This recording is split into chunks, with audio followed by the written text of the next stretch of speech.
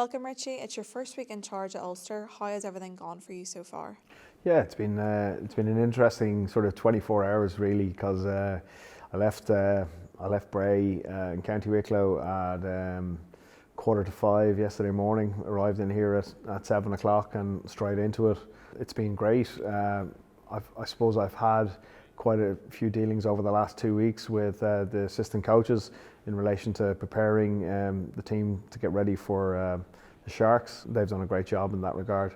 I got to know the lads over the last couple of weeks. I was here 2 weeks ago, the week leading after the Welsh game, so I had 2 days here, so that gave me a bit of a head start. I know quite a number of the lads from before. Quite a few of them obviously were in the senior setup when I was there, and then obviously quite a group of them have come through the 20s in the last 3 seasons. So in that regard, I'm a little bit ahead of the game. Very good. So what does it mean to you to take charge of Ulster at this point? It's an absolute honour, really. When you come in and kind of get a bit of a feel for, I suppose, the history that's in behind Ulster Rugby. I've always enjoyed coming to the Kingspan. When I was part of the senior management, I would have come up here to watch players. Friday night in the Kingspan is a really special place to be, especially when the crowd get in behind the lads. So it's a great honour and a privilege from my end. My focus is purely on just trying to help the guys move their rugby on a little bit over the next couple of weeks, and try and sort of build a little bit of momentum on the back of the Dragons win. For you personally, do you see this as a trial, and would you love to take this job on at Ulster permanently?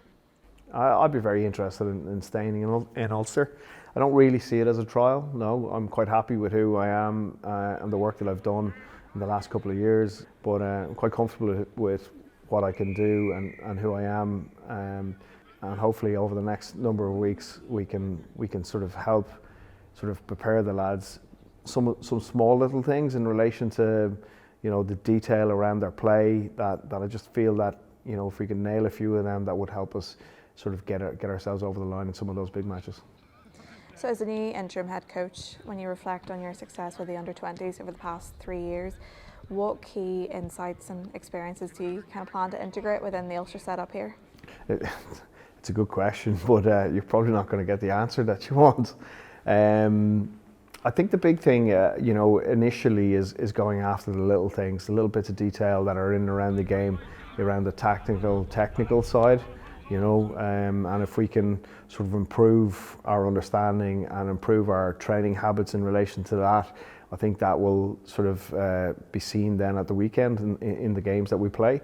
Not getting too far ahead of myself, dealing in the days that we're in, and just trying to raise the level of our play on a daily basis, so that when we come to the weekend, the lads are excited that to go out and play and wear that Ulster jersey. When you look at the current squad and the time that you spent with them, what would you say the key strengths and weaknesses are, and how do you intend to address them?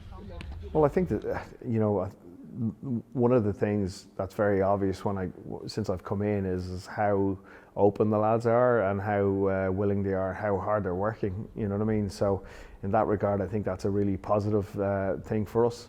Our role as coaches is to try and build the confidence within those players and give them clear direction in relation to what we're trying to achieve as a team. And I think if we can do that, some of the natural ability that is in the players will shine through. Is one of your key priorities getting the confidence and the positivity back in the squad? Well, I think, yeah, I think it's a massive part of any team. If you look at the teams that are successful, they never get too far ahead of themselves. So when they play really well, they're always looking quite hard at how they can get better. And when they're poor, they keep that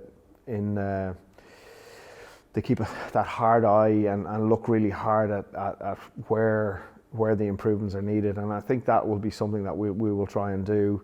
Even coaching live on the pitch earlier on today, there's certain aspects that we weren't happy with. We dealt with it there and then, and we move on. So I suppose from my point of view, what the environment that we're trying to create is an environment where people want to go and play rugby and want to enjoy themselves, where they feel confident enough that they can speak up, and that they're their thoughts, their point of view will be listened to. It doesn't necessarily have to be done, but that they'll be listened to and will be taken into consideration, and that we build a competitive squad, which means to me that, you know, if you're 19 years of age or you're 35 years of age, you know, if you're competing in training, if you're competing in the games that you're playing, that there is opportunity for you to play. And that's one of the things that we'll be going really hard. It's one of the things that I've valued for a long time, competitiveness within the squad and everyone driving in the one direction. And there isn't much time until your first game away to the Sharks in Durban. What is your message to the Ulster fans? Oh, look, I think it's, you know, going to Durban is a pretty daunting task. I know that their league position doesn't say that, but you look at the players that are winning that squad, they're extremely good. So at some stage they're going to click. I'm just hoping it's not this week. From our point of view, you know, the work that's gone in over the last, you know, 24 hours and through last week is all been about, you know, the boys being able to sort of play to the space a little bit quicker than they have done in the past, being able to sort of get their heads up and see the opportunities that are there, and we've gone really hard at just trying to make sure that, you know, our ball carry and our breakdown is a little bit more secure than it has been.